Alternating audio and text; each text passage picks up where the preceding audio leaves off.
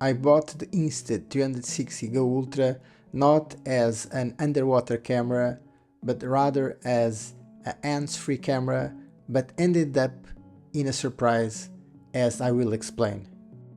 Since my main use for cameras is underwater, I purchased the dive case for this camera. I found it to be of great build quality, even having a dedicated spot for the anti-fog inserts and a dedicated bag.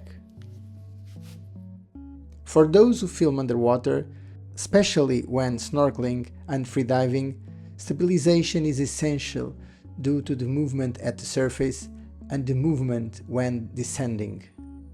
Therefore, two things are important: setting the stabilization to the most dynamic modes and increasing the frame rate to 50 or 60. Since I had the trip to Cape Verde, I tested the camera underwater there.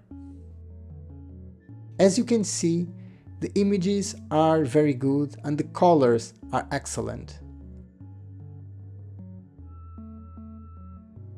After viewing the images, I thought the stabilization could be better, but after checking the camera I realized I was using the standard stabilization, not eye stabilization, so there's still room for improvement.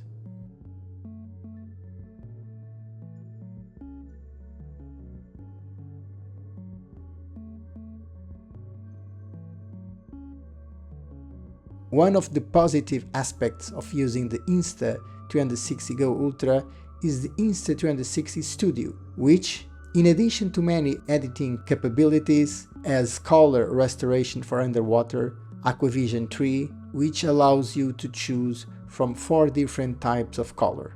I use the DJI Osmo Action 4 and the GoPro Hero 12 as my main cameras for shooting underwater, but the Insta360 GO Ultra is actually as good as them. So it will be an option for shooting underwater as my main camera.